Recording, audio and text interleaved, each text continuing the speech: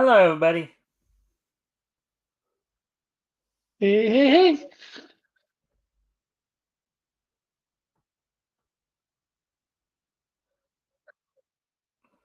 All right. All right. So, hello, everybody. This is the Mikestand. Of course, this is Friday, so this means it's our weekly look at we're a weekly trek down Comics History Lane. This week, of course, we will be looking at comics that went on sale in January 1940 from Quality Comics. This week, we're going to be focusing in on Smash Comics Volume 1, Issue 8, and Feature Comics Volume 1, Issue 30. The features include, of course, Black X, espionage with Black X, Invisible Hood, um, Doll Man, and our favorite, the Clock, or as we on this channel have affectionately called him over time, Captain Napkin Face. so, oh, and as always, guys, if you haven't already, if you guys can like and share the stream, see if we can get some more friendly people in here to engage, that'd be appreciated. Also, if anything here grabs your attention, feel free to comment and/or ask questions, and I will try to answer the questions to the best of. We'll try to answer the questions to the best of our ability. Oh, Rick, do you want to do an intro? Tell everybody who you are, what you do. Maybe share some links. Well, I'm Rick Piper of Cross Comics. I do comic books um, for myself mainly. What else? Which I have available. I have available, don't have available. It's because I'm in the process of transitioning from one place to another. So I only have so much on me. Anyways, that's completely irrelevant to what I'm saying. But I guess I will share a link here in a second for I have a friend who has a comic book over on fun site called Fun My Comics. He's Oh yeah, the crowdfunding. great. You talking about Chris's book, Great Cyclopean? Yes, the Great Cyclopean. So I just gotta go over there and get the link to it. But other than that, that's about all I guess I have to say at the moment. All right. So, anyways, all right. So we're just can just so let's see. We've already talked about all that. So, granted, I usually would wait till about the 5 minute mark, but since we pretty much have done everything, why don't we go ahead and get ready to get started here? So, see how many we got like four main features that we're gonna of course be focusing in on. As I said, black espionage or Black X. Um, let's see. And Rick, you feel like doing voices tonight? Oh, of course. All right. And as always, guys, if you haven't already, if you guys can like and share the stream, see if we can get some more friendly people to engage, that'd be appreciated. Also, if anything here grabs your attention, feel free to comment and/or ask questions, and we will try to answer the questions to the best of our ability. Of course, Rick, as always, feel free to comment or ask questions if anything grabs your attention here. So with that, why don't we go ahead and get started? So March 8th, Smash Comics here. Number 8, or March number 8, rather. And of course, oh, okay. Went back too far there. So, Wings Wendell, Espionage, Archie O'Toole, Visible Hood. In this issue, Hugh Hazard with Bozo the Robot, Sheik Carter, John Law, uh, One Clue, Abdul the Arab, Clip Chance, Philpot Deep, Captain Cook, etc. So here we go. Let's get going here. Kidding the kids. Um, all right. So here's some gag strip here. You want to do that guy right there on the left there?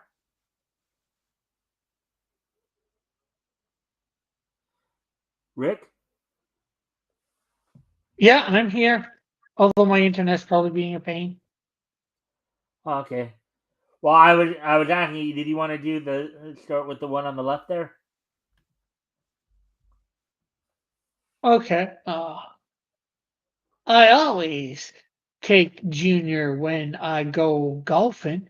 He's awful and uh, arithmetic. I think it's supposed to be arithmetic. Arithmetic. Oh, he's awful in arithmetic. Okay, yeah, makes sense. All right. Yeah. Let's see.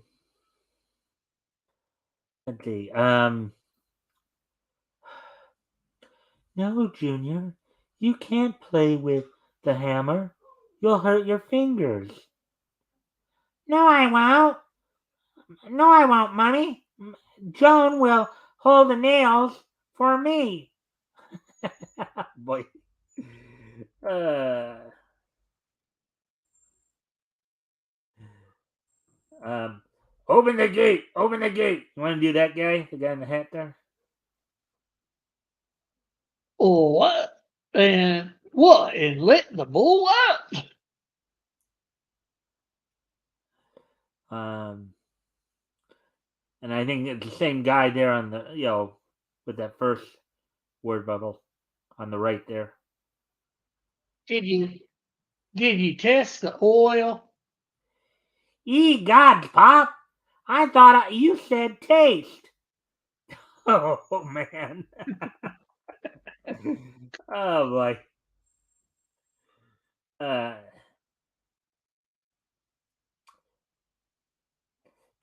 let's see. Well, yeah. Why don't you do the yeah, do the adult, then I'll do the kid. Tell me, boy, which is the quickest way to the hospital? Poke me in the back with that stick again, and you'll find out soon enough. uh, you want to do the old guy here? Yeah. I'm spanking you now because you'll get your report card tomorrow, and I'll have to go away tonight. And I have to go away tonight. Oh boy, he's basically punishing him now for something that he thinks will be bad tomorrow. Oh boy. All right, Espionage, starring Black X, starring the Black X. Poland, 1939. Let's see, Danzig, China. Yeah, the map's a little screwy there, isn't it? Once more, Yeah, armies. it's probably trying to probably convey something. Yeah. I was Once just saying they're probably more. trying to convey something. I'm not sure. Yeah. Okay. All right. Once more, armies tread the battlefield of 1917, leaving their hobnailed footprints in the blood of those who died to keep the world safe for democracy. Once more, all Europe hears the sound of guns as the democracies face the dictator armies. But so well prepared are the countries that the armies are stymied, and the borders of Germany become a barrier of shell fire. You notice how they have Germany in all black right there? Yeah. So you got France and Poland surrounding it. And then, the sons of the veterans of the Great World War meet on the Magnat line on the Magnat line.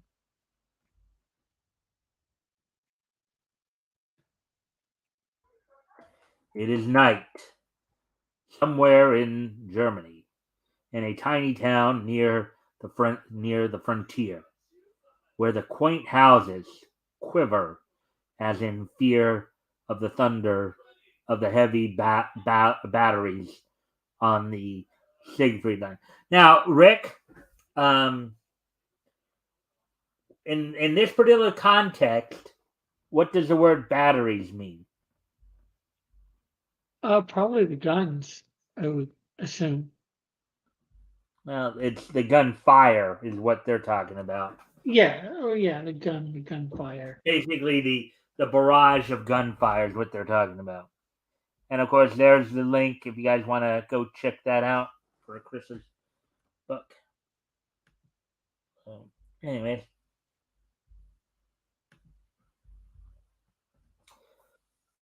hmm. Through the empty darkened streets, a twisted figure darts frantically. Um, Occasionally, the flash of an exploding shell sends him to cover. You want to go ahead and do that one right there? Halt! Into a doorway, up a dark stairway, he stumbles. Doesn't look At the very first much like a landing, dark hallway. huh? What was that? I was just saying that hallway doesn't look very dark.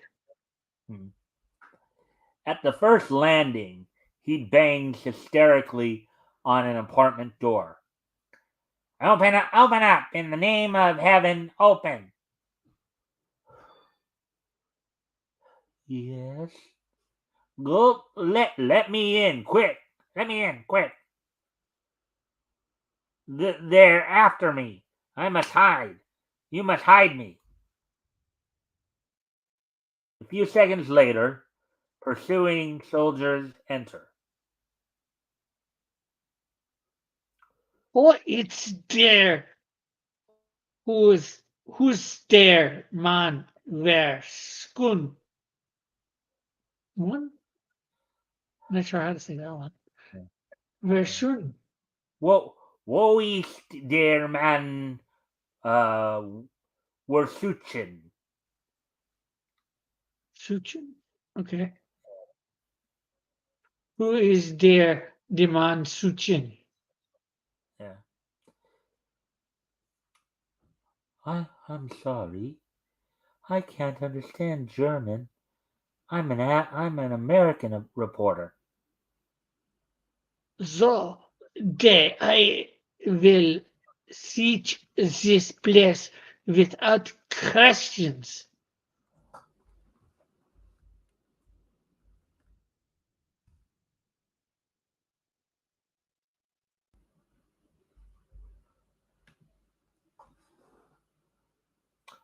Well, have you found anything?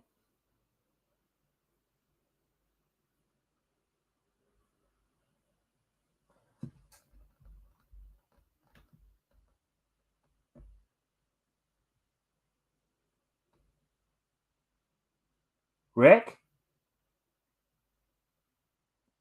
Oh, okay. I didn't hear you Huh. say it, so I didn't. Maybe you did. Oh, you didn't hear me? Okay, Okay. I'll say it again. Well, have you found anything? No, I am sorry to have bothered you, madame.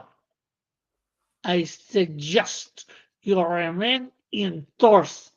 There may be shooting if we find him. Good night. They've gone. Now tell me who you are. Why are they after you? Hmm. Take a good look. Take a good look. Oh, I've seen your face in the newspapers. You are. Um. Don't say it. Yes, I'm the former high official of. Oh, okay, no. I thought for a moment that might be Black X, but wasn't. Don't say it. Don't say it. Yes, I'm the former high official of the German intelligence. I was in supreme power until I differed with the political views of the dictator. Then, well, you know what happens to the Reich's opponents in Germany. Ah, similar to today, eh? You are a reporter. I will give you these papers for they contain what you Americans call a scoop. Perhaps in that way I can repay you.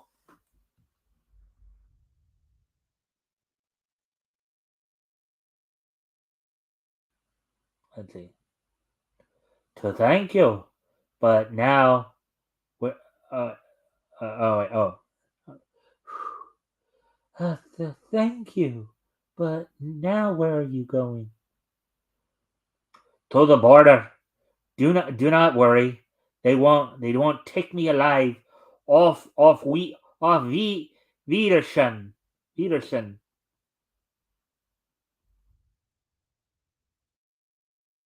Bang bang! From the window overlooking the street. The American watches horrified. Hello, American press?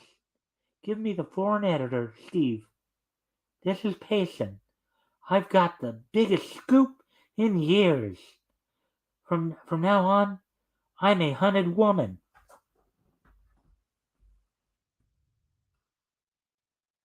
Like the soldiers weren't going to be watching her apartment there, right? Yeah, Hey, Nick. yeah. Hmm.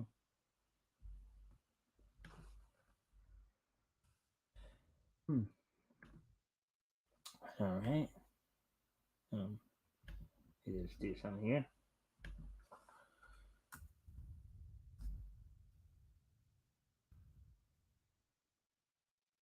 Hmm.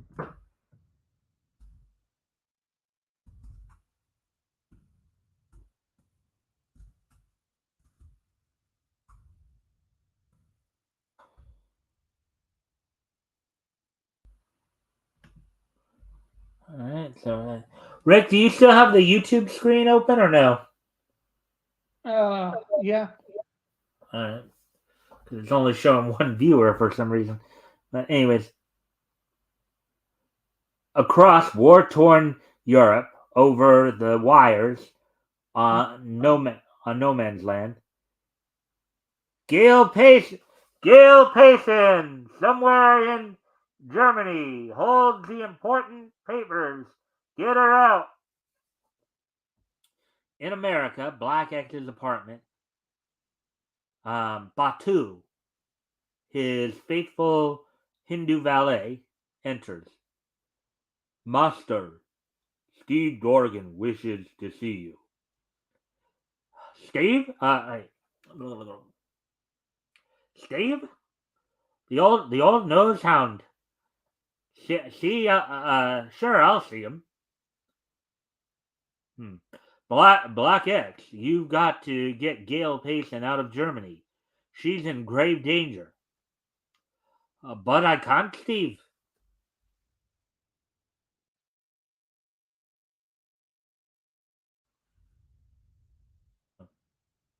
Hmm. Okay, you want to do Steve right there? I'm sorry, I should let you take him. Yeah. You want to do Steve right to start with that one right there? You're pretty influential. Uh, at Washington, surely you can. Hmm. Not in times like this, because excuse me, the phone. Want me to do the. Yeah, do the chief there. Hello, X. This is the chief. I want you on that pacing case. Come here at once. Right, chief? Well, Steve, I think I can do that for you after all. Thanks a million, X. Last I hear, she was in Colburn.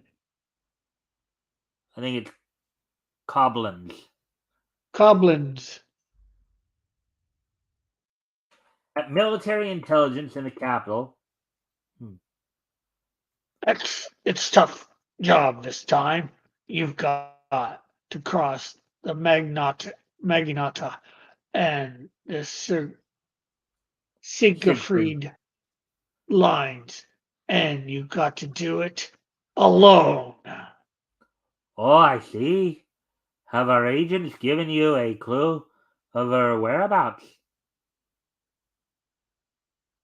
Here's the address. Your captured swallow. It. Good luck. Batu, Batu and I will fly over so our names won't be on the passengers list.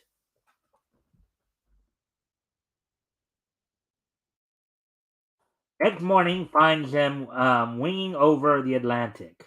24 hours later, somewhere in France, well, Batu, here's where we part. Those soldiers marching to the front give me an idea. Refuel the plane and have a fast car at Saarbrücken. I'll meet you there. Very well, master.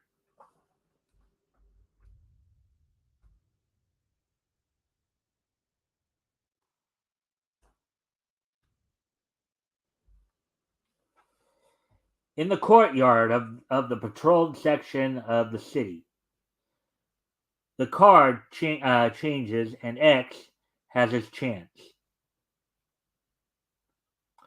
Sorry, pal. I've got to borrow your uniform for a while. A few hours later, he's aboard a troop train heading for the front and down under into the labyrinth of the formidable Maginot Line.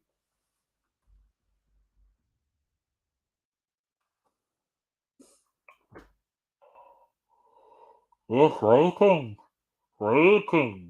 I must get across the lines. Perhaps if I edge over. You want to do the other soldier there? Hold on there, soldier. It's against orders to wander about down here. Sit down, or I'll. At that moment, a charge is sounded and a barrage is opened, covering an Allied advance. Avant! I think it's pronounced avant. Avant! Like avant-garde. Yeah, maybe, yeah.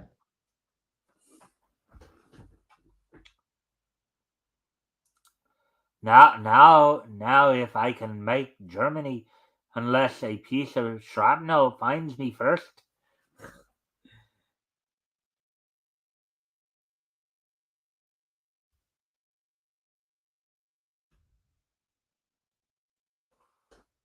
Whoa! Under the cover of night,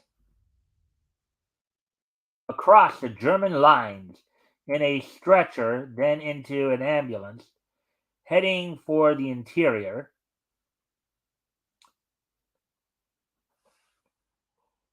A few more miles, and this wagon will be passing through Koblenz. Well, here goes.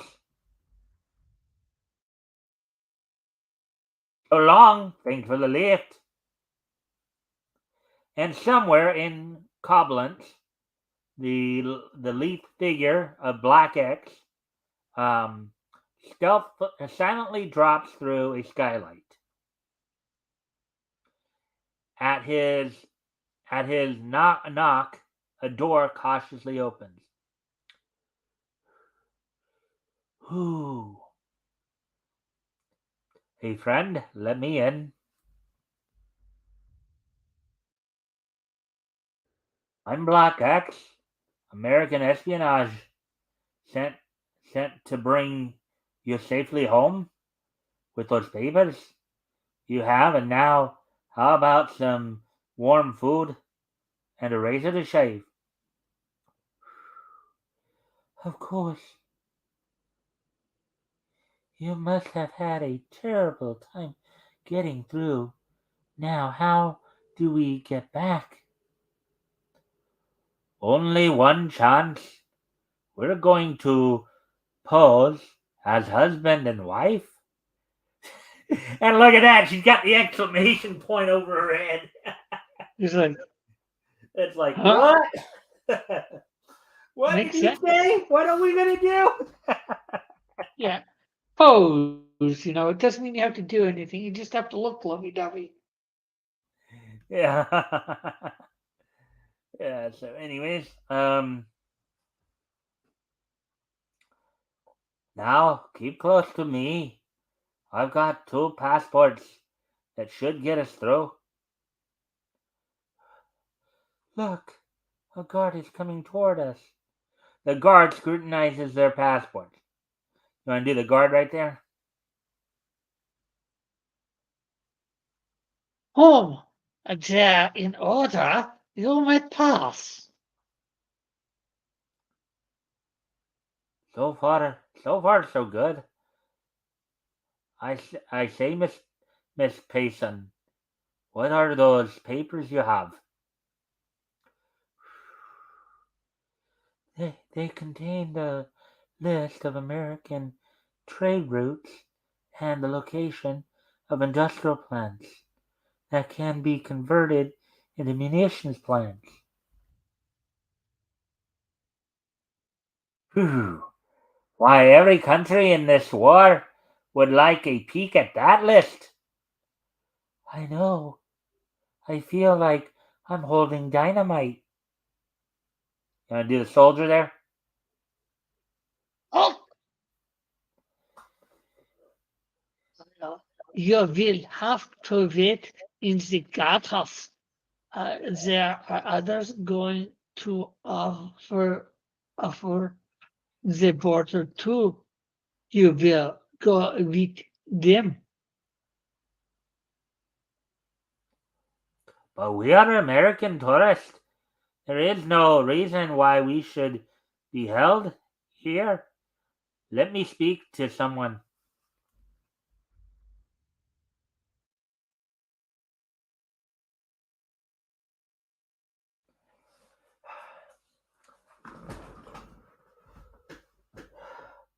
Who did you wish to speak to, my old friend? Old friend, sorry, lady. Don't remember you. No, it is not often that one forgets Madame Doom. Don't be afraid to remember me. I have a proposition for you, my clever friend. Now, for those of you who may not know, and Rick, I don't know if you remember this, if you've ever been here before. Madame Doom, in essence, is like, okay, she's one part Black X's arch enemy in these stories, and one part romantic interest. She's basically like Catwoman to Batman. Yeah, kind of. Yeah, that's pretty much what it is. Yeah, exactly. Um, a proposition.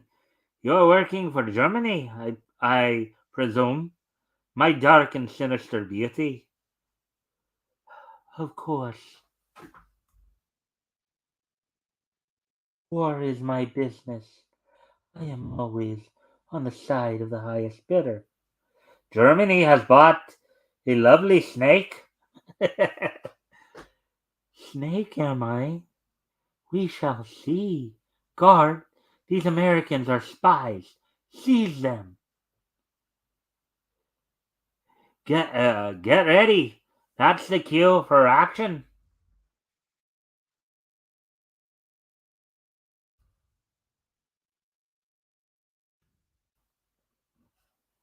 As the guard approaches, Black X swings fiercely. A stunning blow sends the guard reeling. No, you don't. I'll take that gun. Hurry, get into the car. We will have to take a chance. You will not get away so easily. Too bad. We have to part like this, Madame Doom. I'm taking your pal with me. Passing the guardhouse, the three speed across the dangerous open country. Zigzagging across scarred fields, the car heads for the heads for the French lines.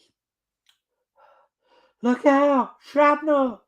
Oh, I think that O is actually you as a soldier there.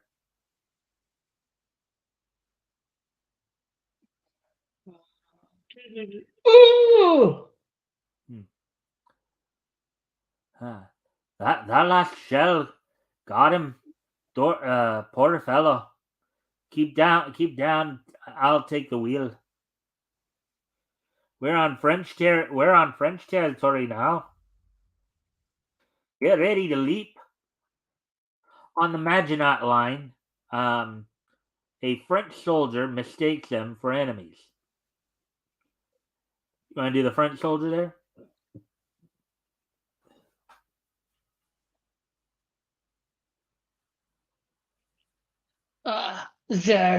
There. Oh, there is a German soldier in that car.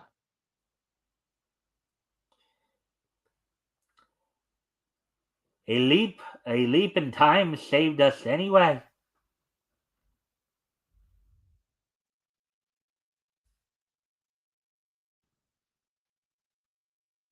They reach a wooded grove where faithful Batu awaits. Batu, have car, master, as arranged. Batu, this is Miss Gail Payson.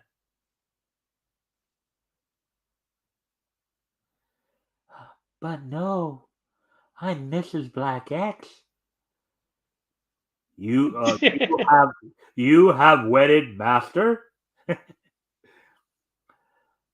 Look here, that is, I said our marriage was merely a pretense. Yes. Oh well, but I wouldn't in the least mind if it were really so. And let me tell you, I have a feeling that if Madame Doom found out about that, she'd be having a fit. She'd be doomed. No, he'd be doomed. And look at those two. Look at No, those she two. would because it's like, "Ugh." Yeah. That night at a cocktail at a concealed field, friends appear.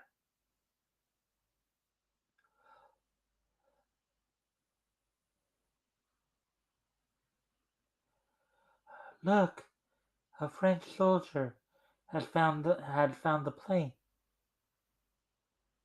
We we must get it without shooting.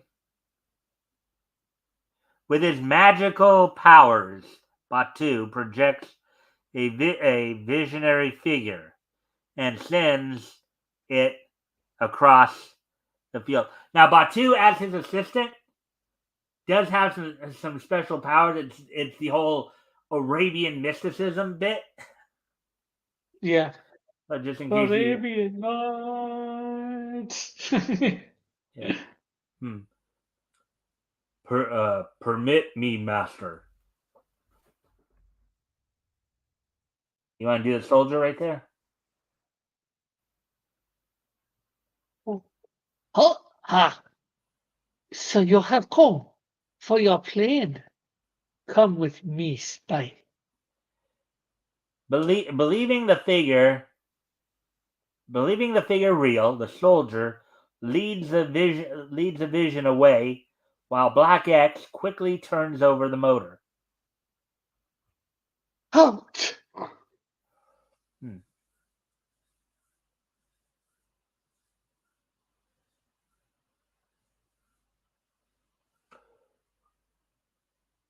We have enough fuel to cross the Atlantic safely, master.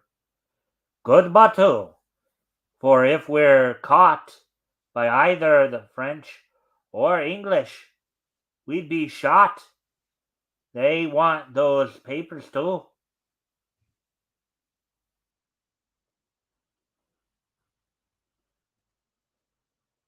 Uh, oh, but you could always say I'm your wife. Of She course, really was. I forgot long about. before James Bond, Black X was James Bond in a way, right? Possibly, I'm not sure when James Bond was first invented. I know uh, probably the movies were, In the I think, '60s, yeah. started in the 60s, but I think the books could have been around before then. But I'm not sure how long before. Yeah. Several weeks later, in X's favorite restaurant in Washington D.C., and you're the chief there, so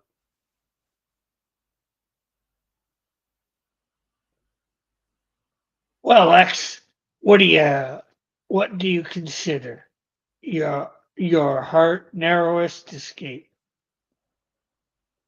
well, I escaped the German secret police shells, French gunners, but escaping that pretense marriage was the most harrowing, I think. But seriously, that trip taught me the real value of peace. If those who think war is glorious could see the battlefield just once, they would quickly change their ideas.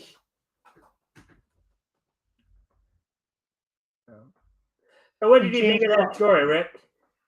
good. I think typical of the story.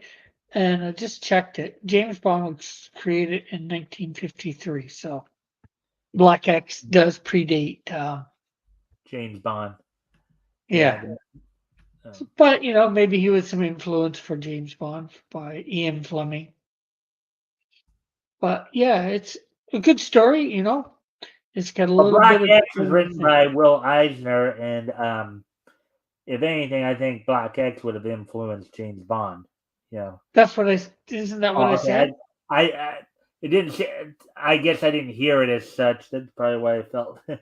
um. Like, if I didn't say it that way, that's what I meant to say.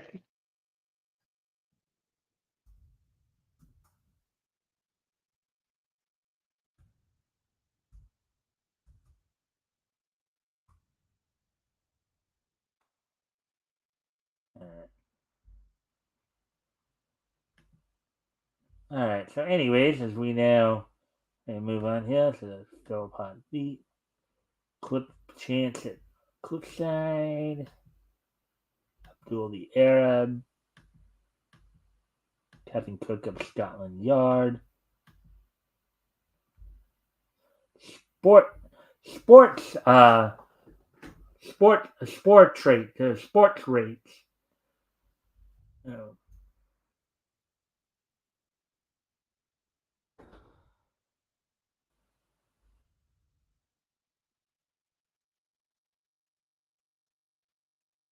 let's see.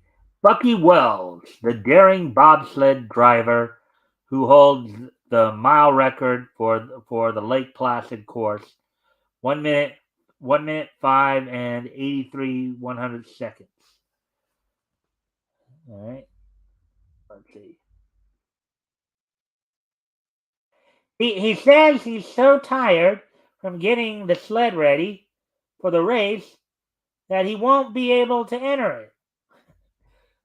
Bucky spends 3 hours before each race smoothing down all the nicks on the runners and getting the sled in ship shape.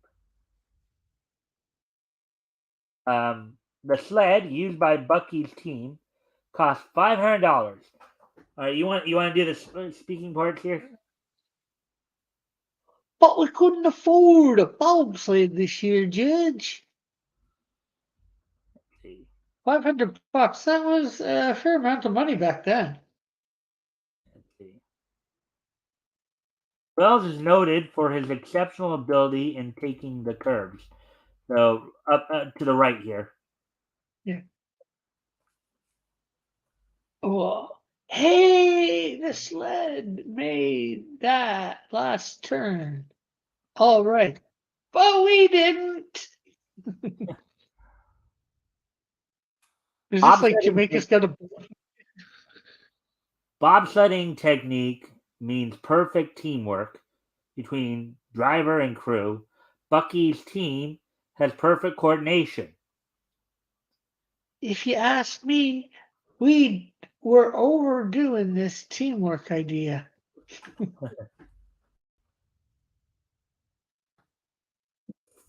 Yeah. Well, I don't think the Jamaican bobsled team would agree with you. Yeah, all right. Oh, anyways, sports traits. Let's see. Hugh Hazard and his Iron Man.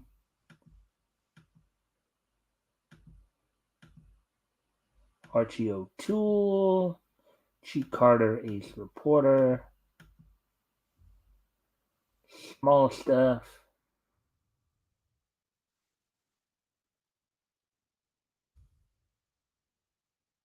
Eat at Jake's Beanery. You want to do the kid right there?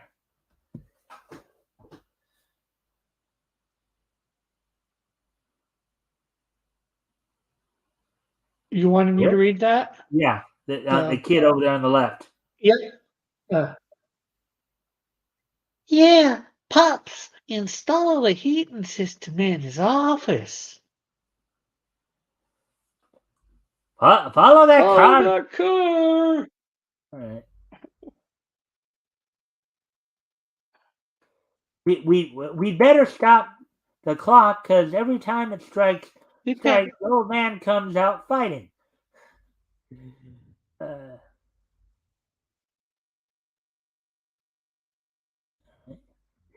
Your turn to do the speaking here on the left there. Hey, bud, will you lend me your hat? I want to make a good impression in there.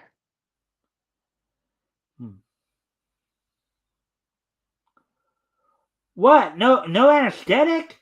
Gosh, Pop, you're a heck of a doctor. Oh boy. Anyways, move on here. Okay, so you prefer the needle to the paddle. Anyways.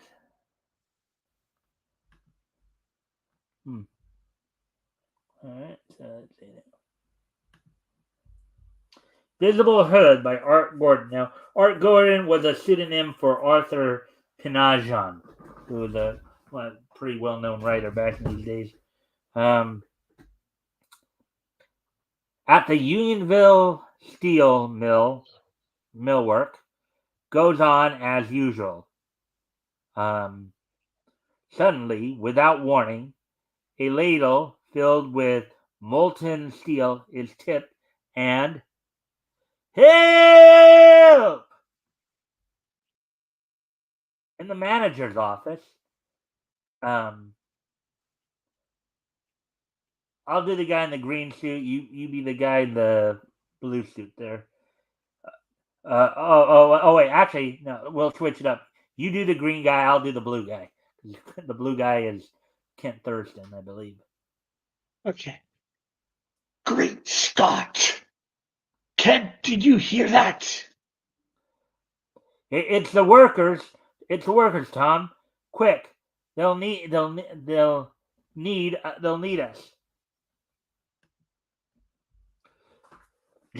Jenkins pulled the lever when we weren't looking. Boss, he swears he doesn't know why he did it.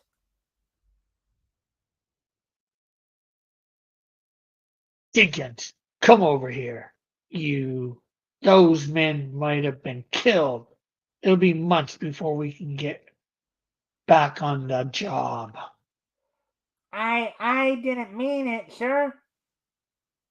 Kent, something's wrong in Unionville. A week ago, a boiler exploded at the dye works. Then yesterday, a train wreck at the quarry killed 2 men.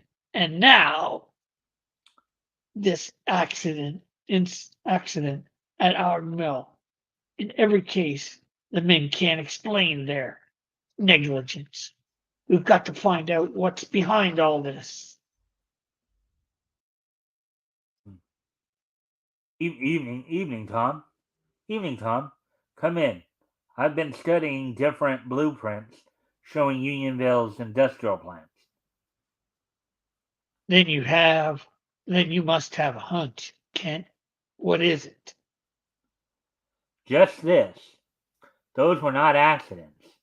The men were under the spell of a stronger mind who directed their moves. Tom, they were slaves of a voodoo master. You know what voodoo is, right, Rich? Yeah, yeah, It, for those who don't, it's a form of black magic practiced like quite a bit throughout the Caribbean. yeah. It's basically trying to controlling somebody with a doll of their image, or what's supposed to That's be their image. one of the things about it. Yeah. Yeah. The next day, Kent Thurston, alias the Invisible Hood, an enemy of crime, visits the Unionville chemical plant. The workers are waiting for the whistle to blow. I think I'll scout around in the meantime. Want to do the workers right there? Oh, see, Don, where where were you last night? Why didn't you show up at the club? I don't know. I don't know where I was. Al, I can't understand it. Uh-oh. Could that be some foreshadowing there, maybe? Maybe. I guess wait and see how things play out here. You mean you don't remember where you were last night? Oh, just for a couple of hours. But don't tell me nobody will. Don't tell nobody, will ya?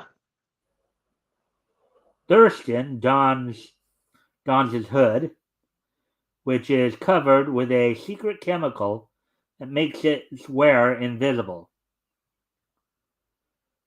Uh, that uh, that's it. That's it, boy. What a break!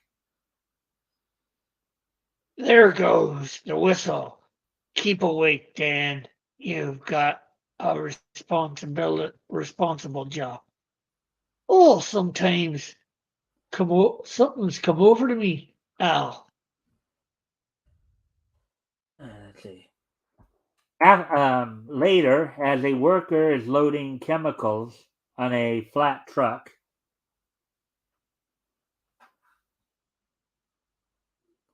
I guess there's a different workers. I So, guess I'll do them real quick.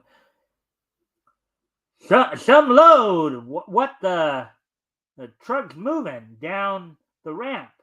It'll hit the dynamite stored down there. Dan, pull the lever. Dropping the steel door. It shall stop it. Dan, you sleeping. We'll be killed.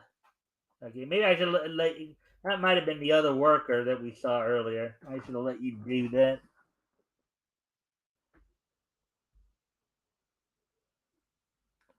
This shock.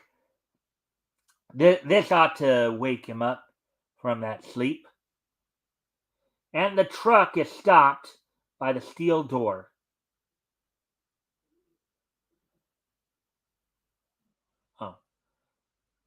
Oh, that's you. That's you, Rick. Sorry about that. now where? Now I remember where I was last night. Bland's Castle. Ugh, my head.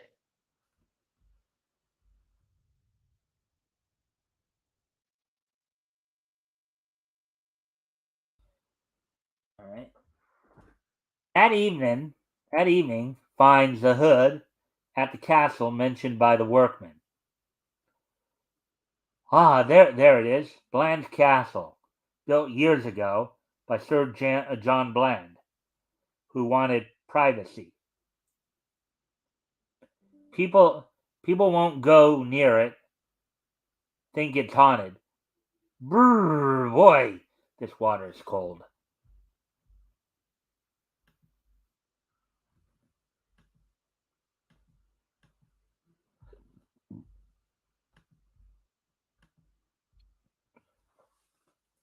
Now to use this grapple to scale this wall. Here goes.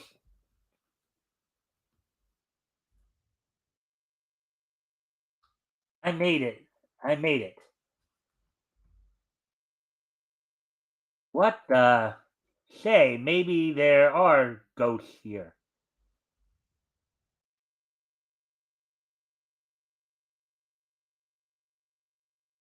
I can't believe it, and neither would the people of Unionville. All right, you want to go ahead and do this guy? Ha, ha. Look at my bodyguard.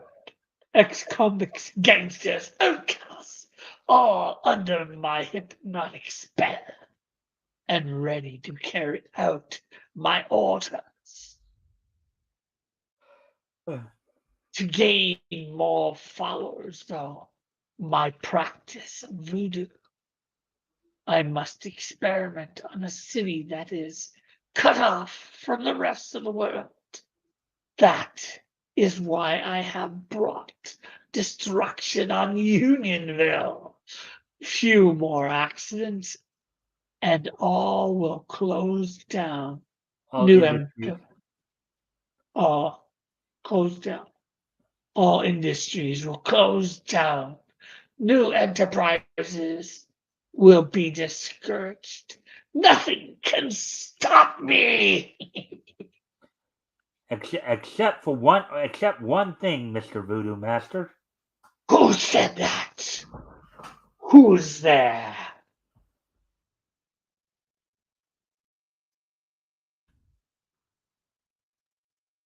I'm the invisible hood. You can't see me. Little John Cena action there. You can't see me. Yeah. Uh, Hood. Hey, I've heard of you. I've always wanted to meet you. Step closer, Hood. you must drop your plans. Unnoticed by the hood, the voodoo master's hand drops to the side of his throne.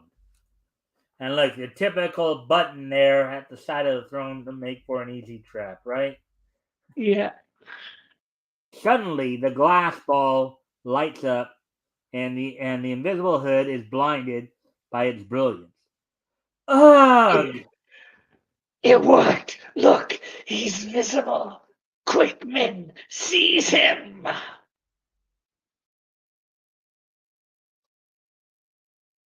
Before we put him in the tower with the other prisoner, I want to show him something.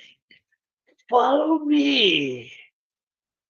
The Unionville steel and chemical plants have been mined by my men. The first two switches, if pulled, will blow both to pieces. The last one will destroy this old castle. Suddenly, the invisible hood makes a lightning move.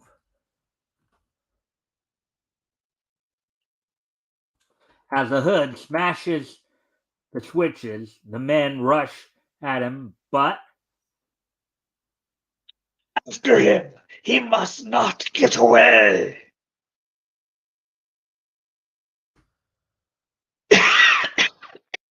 go right there, Rick. Yeah. As the hood reaches the tower, a guard spies him. Go ahead and do the guard there. What the? Someone's coming at me with a sword, yet I don't see anyone. This place is haunted. I think that might be Tom right there. I had you do Tom before. The guy in the prison there. Who's there? A friendly ghost. Haha. I'm getting out of here. That voodoo master lured me to this castle and held me here. He planned to blow up the steel and chemical works. It's all over now. Follow me. We've got to leave this place. Voodoo Master, he's got a sword. I'm ready for him. Look at that invisible Well, hood versus the Voodoo Master in a sword fight. Look at yeah, that. What do you think of that scene right there, Rick? definitely interesting. Hmm. One slip, Mr. Ghost, and you go down to your death.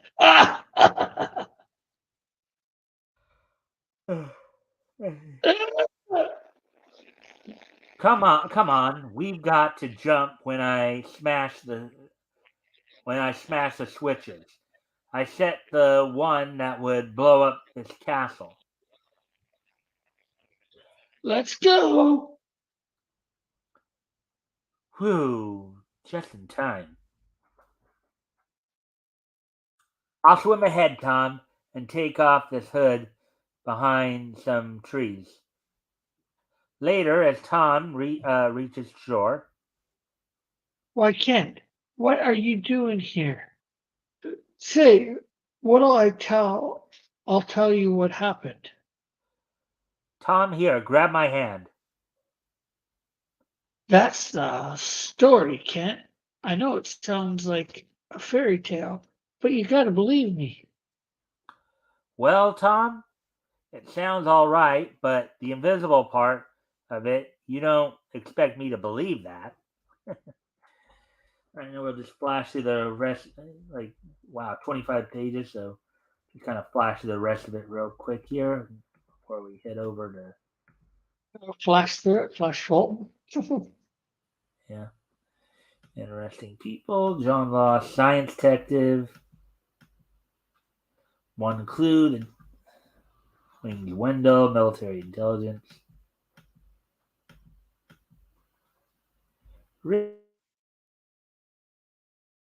Comics. All right, so there we go with that one. Where are we at on time here? We're just coming up on an hour. Yeah, so we still got plenty of time then. So guess I can probably get to a few different stories then. Let's see, feature funny is what we're looking for.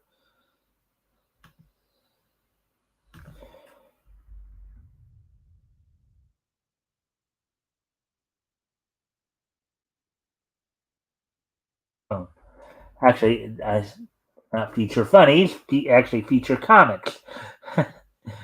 Ah, the comic started out as feature funnies, and then after issue 20 became feature or started out as feature funnies, and after issue 20 started with issue 21 for the rest of its run became feature comics. Do do do do do do do do do do do do do do do do do, starring Doll Man. Stop, thief! You can't escape the Doll Man. Do do do do do do do do. Lollapalooza, doot doot. Mickey Finn, Spin Shaw, Captain Fortune, and also featuring Jane Arden, doot doot. Doot doot doot doot. Ned Brandt, doot doot. Doot doot doot doot. Big Top, Reynolds of the Mounted, Rance Keene, Joe Palooka, and Dixie Dugan. Anyways, all that. uh, Off the Record by Ed Reed.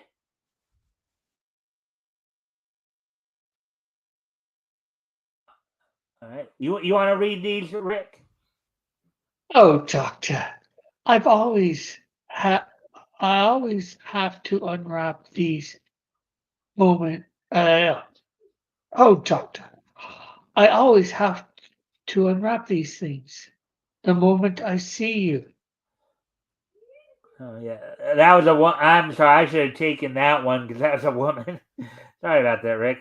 Oh, well, no problem. I didn't realize it was a woman. I would have done a different voice. Yeah. Well, I'll do the women voices, and you just go to the one to the right there. You you can't see it, Mister. But you need a shine.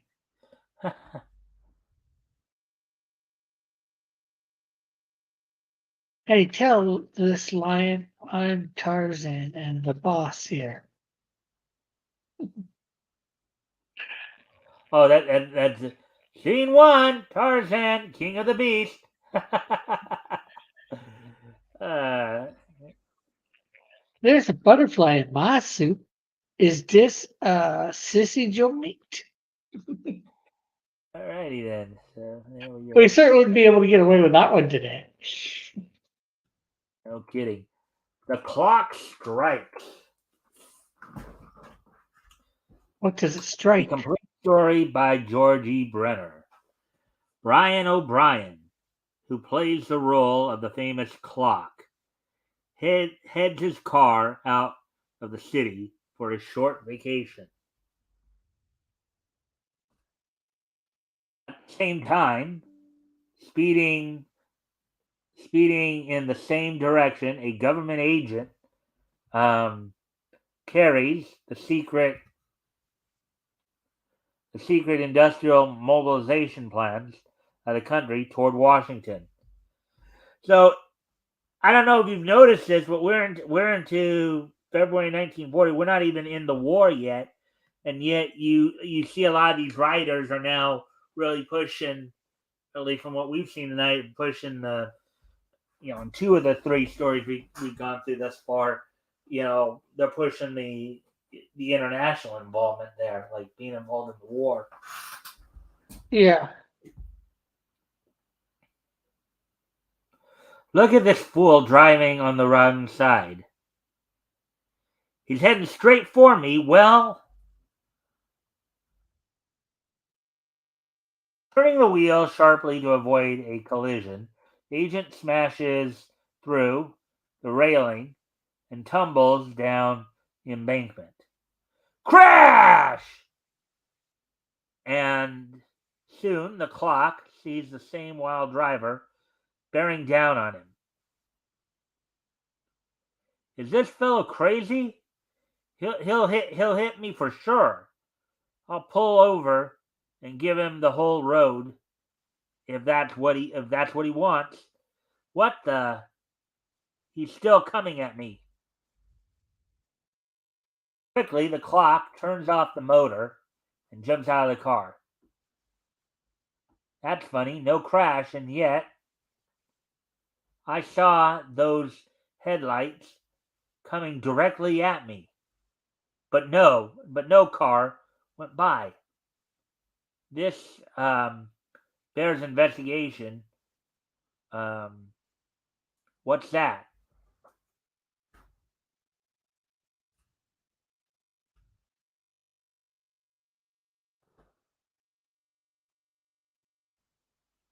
Here at the roadside, a mirror, um, the full width of the road, a trap. Someone Mirror, wanted, mirror. yeah. Someone wanted somebody to crack up, and they did through that railing.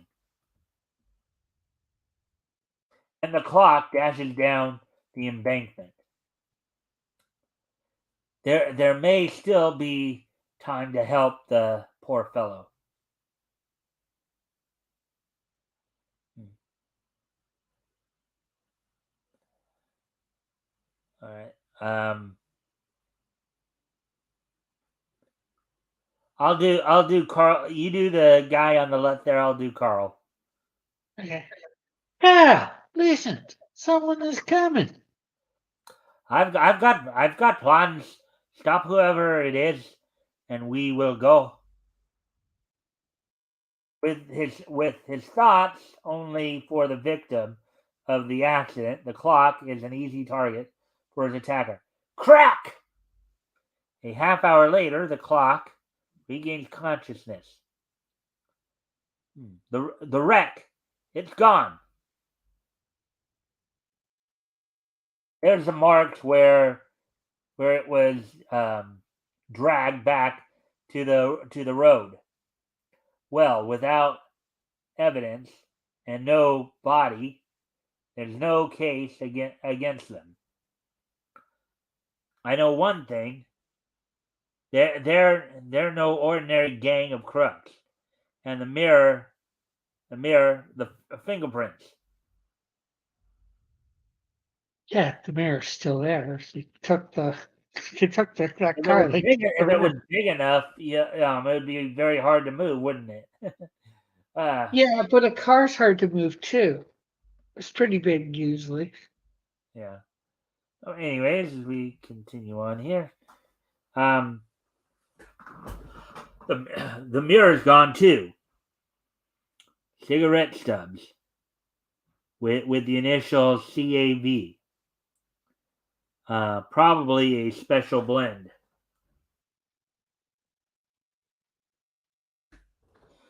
It's time the clock went into action, and first I must trace those cigarettes. Having changed his clothes, the clock starts out to run down the only clue he has found. You want to do that guy right there? No, sir. Or I don't blend this because there is a type. This is a type of tobacco in it that only one firm in the city imports. These were probably made by Blue Blah Blends. Blau. I believe Blau it's pronounced Blau. Blau BLAU. Blend That would probably be Blau. Blau Blends Inc. Thank you.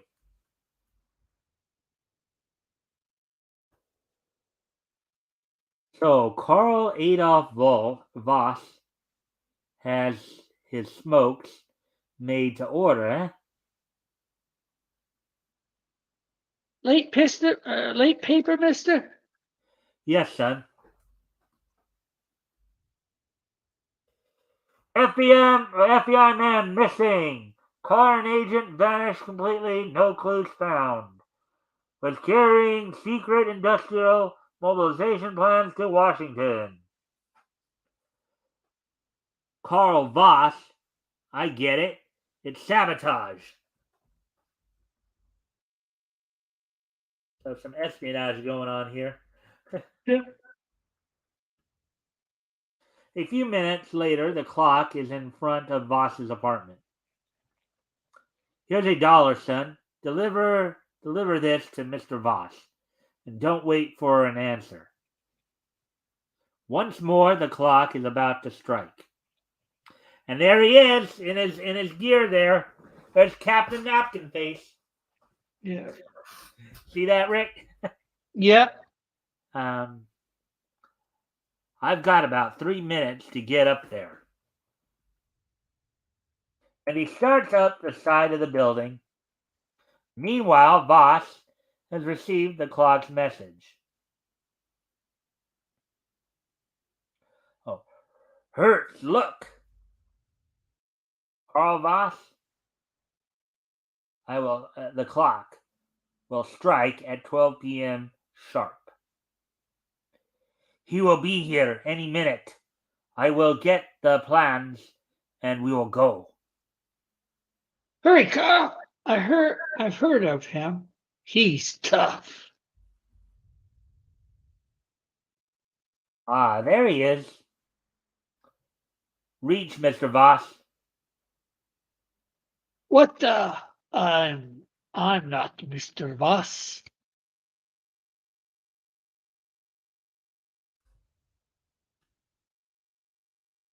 Never mind that.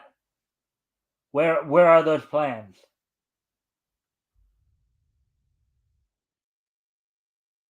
Now, where are those plans? That leather case. Good, they're all here. Thinking the clock is off guard, Hertz tries to escape. Come back, you fool! And the clock presses a concealed spring in his cane. The head flies off and stops the spy in his track.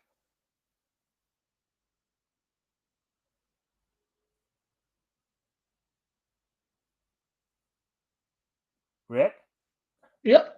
Oh, ugh.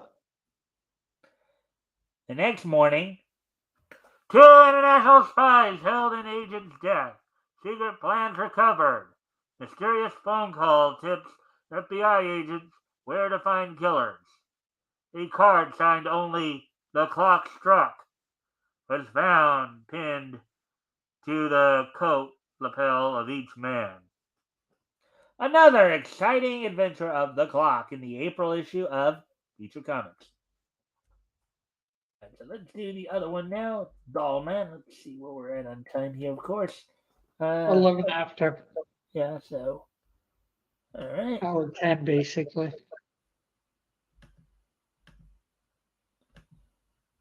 Reynolds of the Mounted. Bungle Family. Holberg Hedger off the record. Ben Shaw, Naval Air Cadet. Ed Brant. Captain Fortune. Lollapalooza. Captain Fortunes. Yeah. The Doll Man by William Irwin Maxwell. Daryl Dane, a young scientist, can reduce his body to the same size of a doll,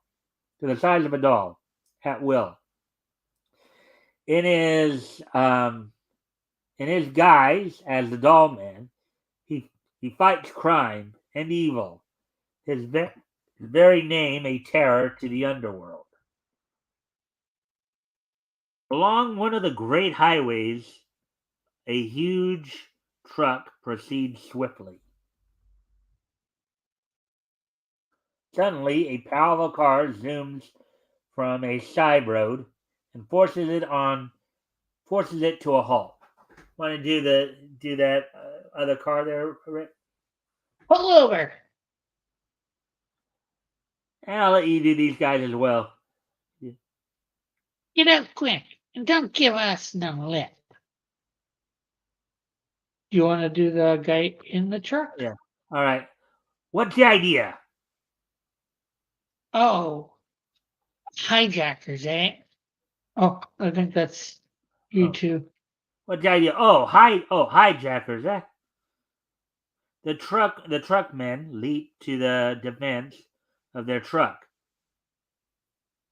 Put them out quick. Put them out of the way quick. Then unload the truck. Just then, another auto pulls up, and a slim, powerfully built young man leaps out to aid the truckmen. Drop that tomahawk, chum.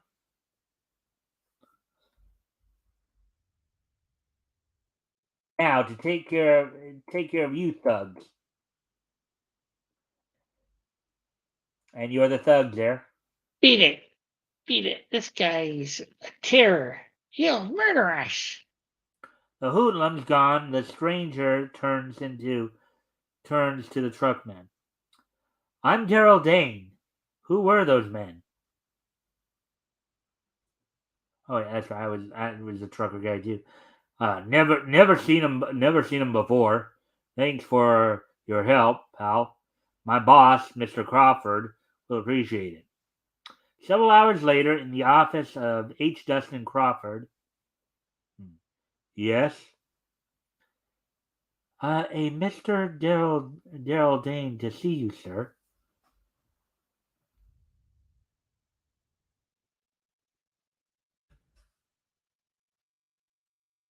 I'll actually let you do the boss there. I just chose to do him that because I didn't realize that was a woman. I could have done the woman's. I'll let you do the boss right there. So you're the fellow who saved my truck. I'm grateful to you. Is there anything I can do for you? I've learned that for the past few weeks, your trucks have been waylaid almost repeatedly. Now, if you let me, I believe I can solve this case. I got an excellent man working on the case right now. I don't think he needs another. Sorry, Mr. Dane. Morning, boss. Boss, I've got a hot lead. I can nab those hijackers in 2 hours. Mr. Dane, meet Mr. Coot, my loud but efficient sleuth. I think it's McCoot, like McDonald's. Okay, McCoot. Oh, you didn't. I didn't. I know you didn't see the C there, but it's kind of hard the way they put it in there. Mr. Dane, meet McCoot, my loud but efficient sleuth. Put it there, pal. I'm glad to meet you, Mr. McCoot.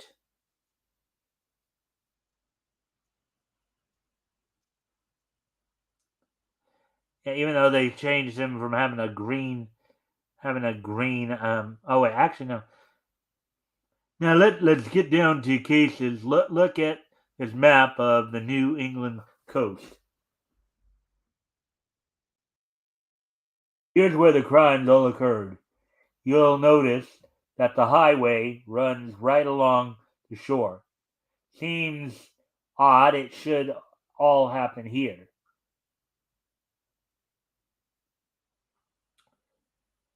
The loot might be taken out to sea.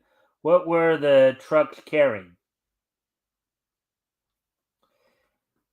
They got him in the I guess they got him in the red suit now.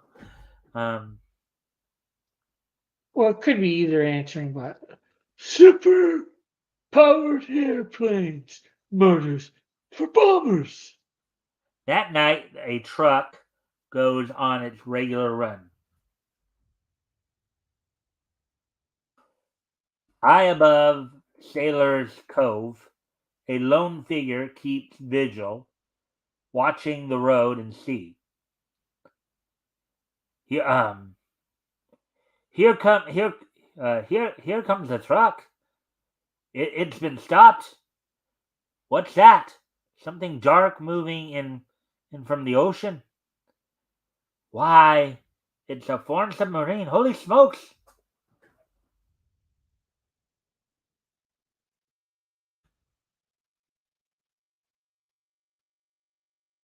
Sometime later, the stolen cargo, in its belly, the steel fish.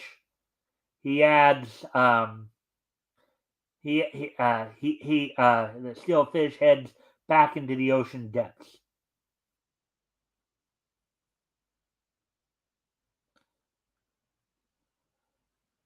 We're not being followed. That is good. Every man to his station. We're leaving American waters and heading for home. 5 weeks we've been here, and we return with many American motors for the fatherland. A good haul. In the hold, a strange little figure steps forth from one of the cases. It is the doll man. This pipe makes a fine promenade. Uh oh, victim number one.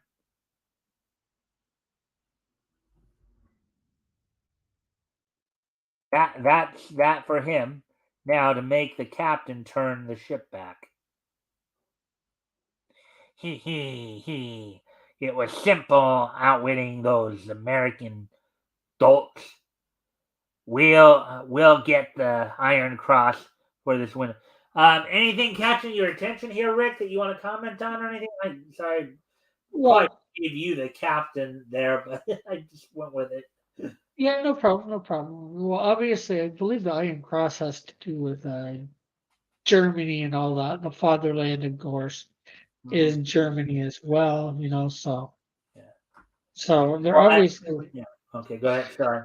Go As ahead. you were referring to earlier, a lot of the war's broken out, and now a lot of these comic writers are putting stuff for it in their comics, which is interesting. And it's only been going on about 2 months, so well, we've talked about the inkling of the wars, the hearing possibilities of the war coming. So Well, and also what we talked a lot about too is that there were a lot of like Jewish writers, who were probably wanting to see American, Jewish American writers who were wanting Americans to get into the war more, sooner rather than later. yeah, it's America would have been power back then. I'm not sure whether I would consider it a superpower back in World War II or not. But you know, Oh, oops. I did not intend for that to happen. I hit the wrong button there, but anyways.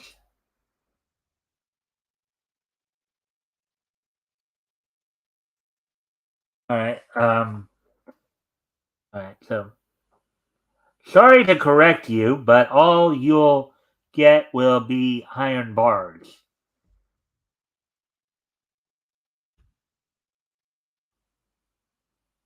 A tiny man! I must be going crazy. Yes, crazy to think you can get away with this. I'll crush you. Oops. The little man he wasn't. Oops. The little man he wasn't here there. So you want to play? How about ring around the rosy? uh, Rosie, huckabuckaposy. I can't waste too much time at this sort of thing. Leaping across the room, the doll man scrambles up a ladder. Turn back the ship, or I'll open the intake valve and drown all you rats. You in? We'll do as you say.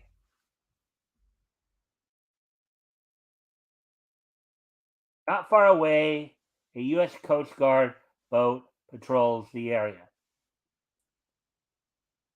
There's. I'll let you do this, guy. There's the sub. Full speed ahead. Congratulations, McCoot. You did a fine job. Don't think Dollman. Don't think McCoot. It was the Dollman who cleaned up this case. Later at home with his friend Professor Roberts, the reputation of the Dollman has reached the papers. Yes, and my work is just beginning. No, more of the Dollman in the April issue of Feature Comics. What do you think of that story, Rick? Cool, cool, cool. Okay, I just noticed it's saying April, but what is the cover date on this? Like Yeah, the for cover date was March. The cover date is March. So when they're saying April, they mean an April cover date, but it will be more like the on February. sale date would be February. Okay. So I think that's what they're think when they just use a month like that. I think it's the cover date because usually the cover dates just use a month. They don't have a specific date attached to Yeah, it. it's just weird that they would say April when it's coming out in February. Well, yeah. Yeah, I get Again, it. it's the February cover date, but I'm sorry, it's probably the March cover date, but a February on sale Or date.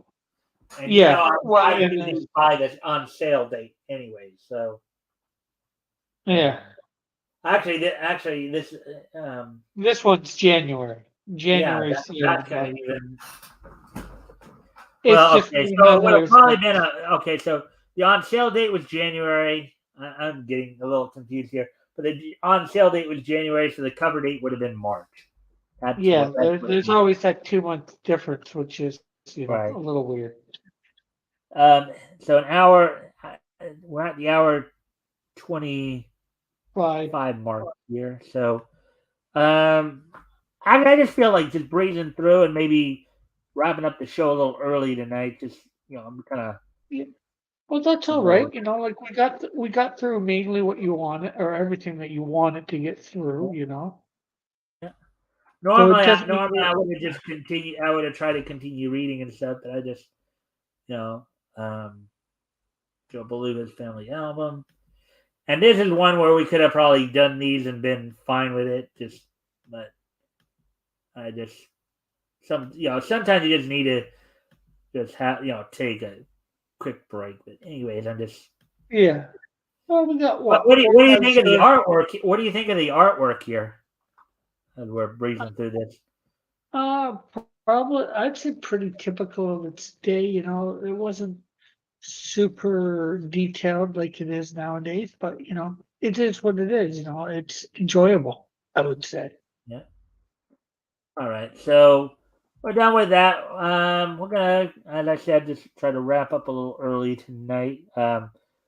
So how did you like the stories tonight, Rick? They were good.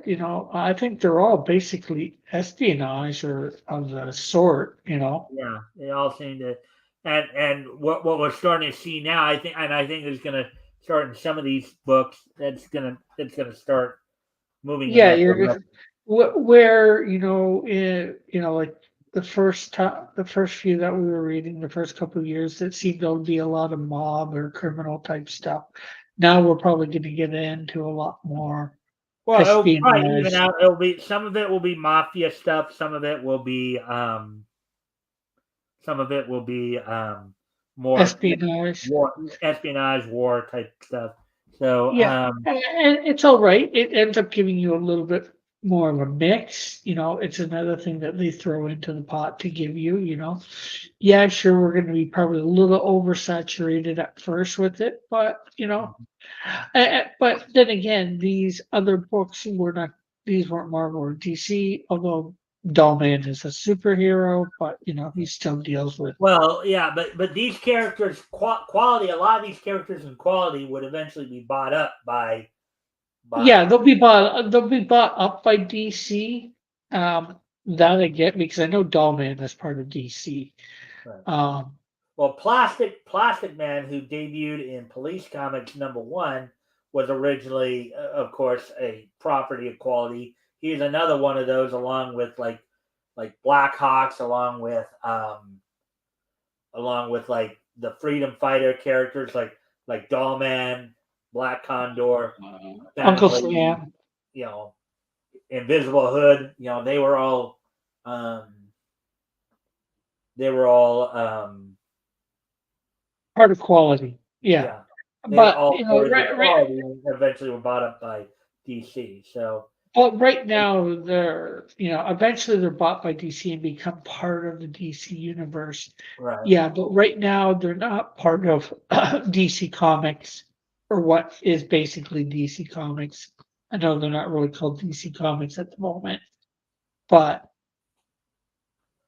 All right. you So, know, anyways, if you can stick around a couple minutes after, a few minutes after the show here, I think I'm going to start to wrap up here. I think I'm going to go right into the this day meets history, and then want to set up for your next time here. We can talk yeah, a little bit about.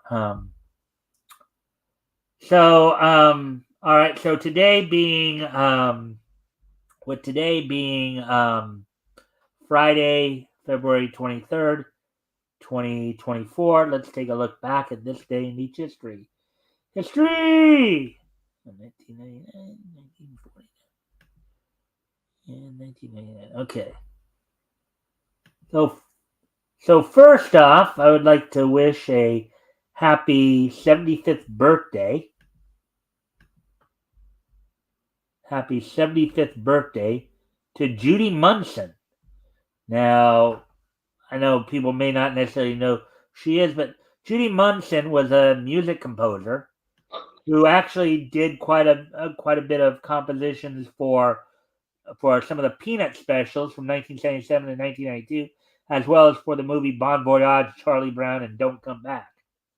So happy 75th birthday to composer Judy Munson, who did many of the musical works for the Charlie Brown specials, as well as the movie. Um, Yeah, I Also, just she heard did. it She has was a nothing to music, do. also a music supervisor for Race for Your Life, Charlie Brown, as well. So Yeah, just hopefully she has nothing to do with the current changing of which I doubt she does, being a music thing and 75 years old.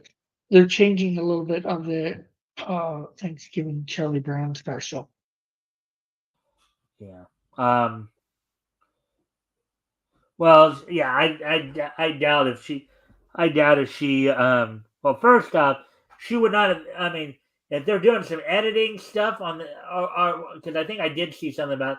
Was it something in regards to the scene with Franklin? Yeah. Yeah, I first off, I doubt very seriously she would, as you put it, she'd been involved.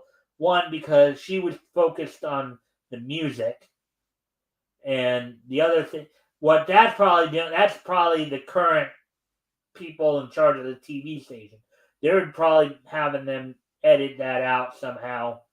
You Or know, put yeah, and it does say here she was active to 1992, so she's not even active anymore. So yeah. So anyway, so happy 75th birthday to Judy Munson there.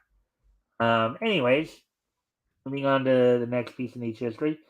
First, the next piece of niche history is a bit of sad news. Now, Rick, did you watch WCW back in the 90s? no, not really. I was just more WWF. Okay. Well, you still might have heard this guy though. Um, Rick will. So on this date, back in 1999, 24 or 25 years ago today, Rick Williams passed away from suicide.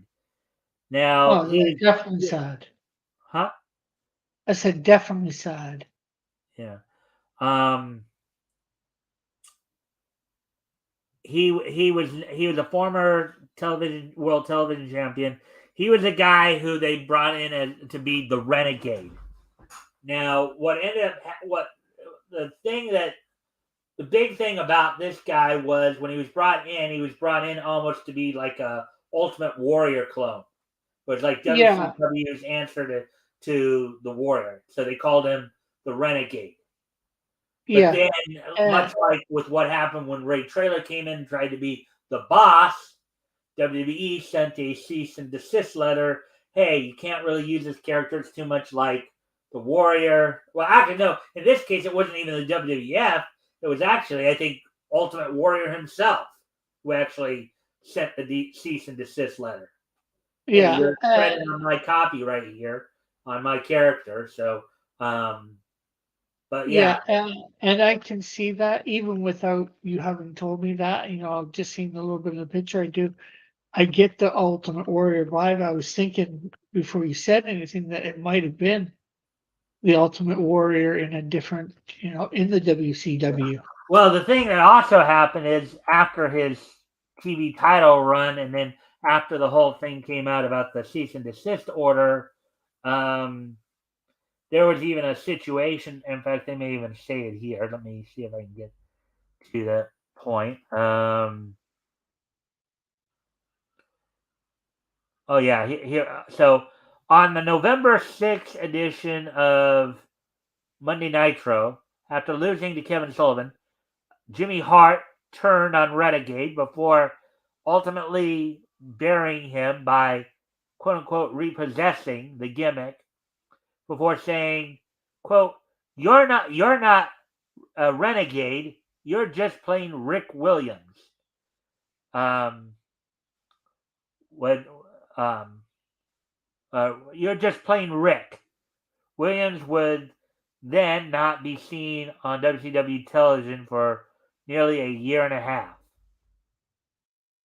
It sounds. to me, it sounds like almost like one of those things where, he wanted out for a bit, like, like Hulk Hogan would get out for a bit. No, I think again, I think a big part of this was that yeah. So to go back up the um, let's see, I'm just saying yeah. offhand, just hearing it, it sounds like, Yeah. like Hogan would lose the belt, All right, obviously, because Hogan. I'm gonna read this whole thing here just so you get a better. So soon after his debut, the Renegade acquired Jimmy Hart as his manager, and soon overran many villains while utilizing mannerisms, moods, and entrance music very similar to the Ultimate Warrior. Okay, so this is when Hart was still kind of a face manager at the time, and he was managing Hogan, and then they brought Renegade to be kind of part of Hogan's group. Um, on June 18th, 1995, Renegade defeated Arn Anderson for the World Television Championship at the Great American Bash, his first and only championship. The following month at Bash at the Beach, Renegade defeated Mr. Wonderful Paul Orndorff to retain the title for the first time.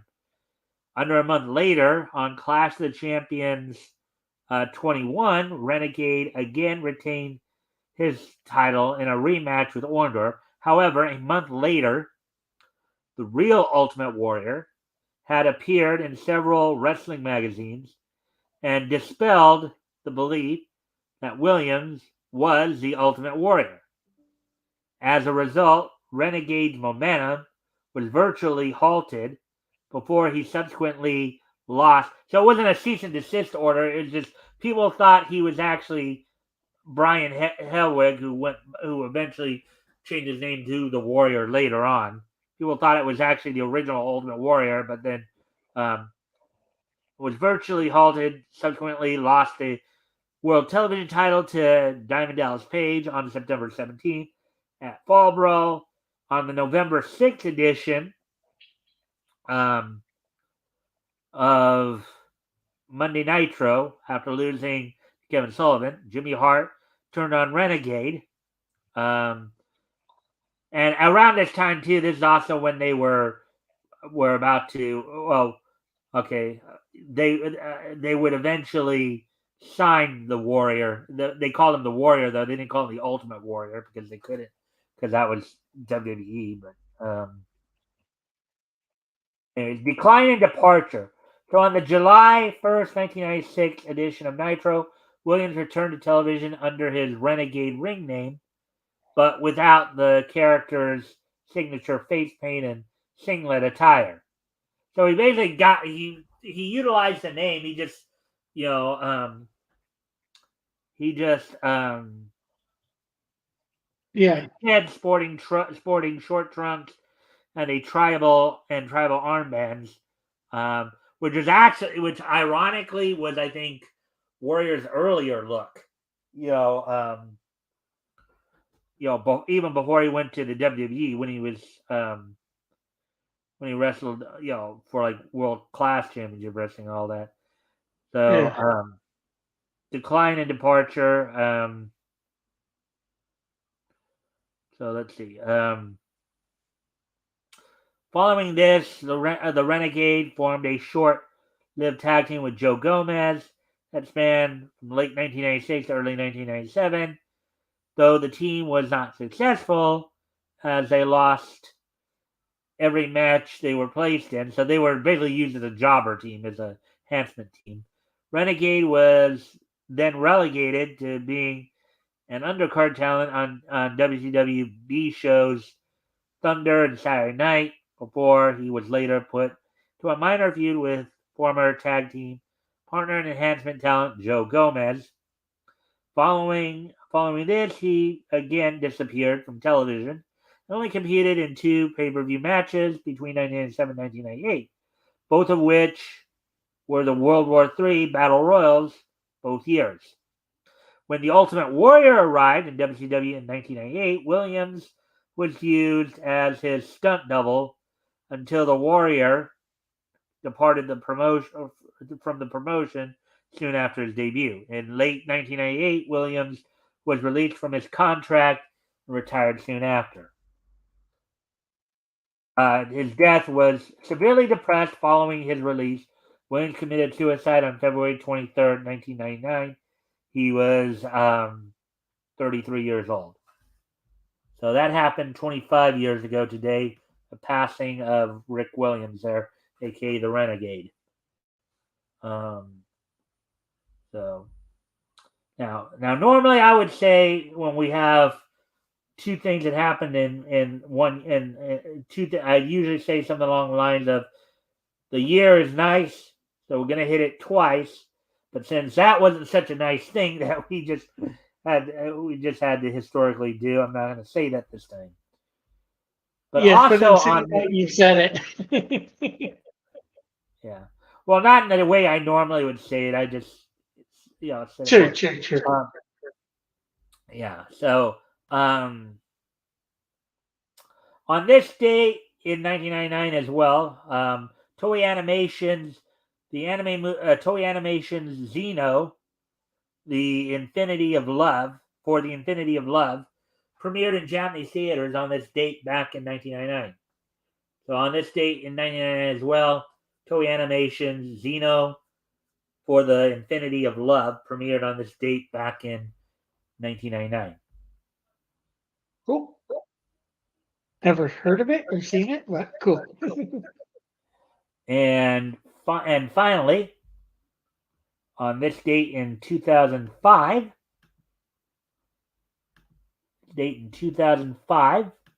oh, 9 years ago. no, 19 years. Sorry, 19 years ago. Oh, okay, yeah. 19 years ago. On this date in 2005, 19 years ago, the 20th issue of Invincible went on sale on this date back in 2005. Back in 2005, on this date, the 20th issue of Invincible, written by Robert Kirkman, with art by Ryan Otney. Russ Wooten did the lettering, and Bill Crabtree did the coloring. Yeah. That's a series that I wouldn't mind reading. I've liked the animation. Yeah. So far. So with that, I thank everybody for being here tonight. Rick, did you want to do an outro before we went? Oh no, I'm good. Everybody. I think most everybody knows who I am. Rick Piper of Cross Comics YouTube channel. If you want to go look for it and subscribe, please do. Other than that, I'm good. All right. So with that, we'll be back here, of course, on Sunday with the panel show. Hopefully, I'll get you back on there as well, Rick. I know I have to remember now to just simply give you the Pacific time because that's where you're at now. So with that, I thank everybody for being here, and I will see you all tomorrow. I'm sorry, Sunday. Bye.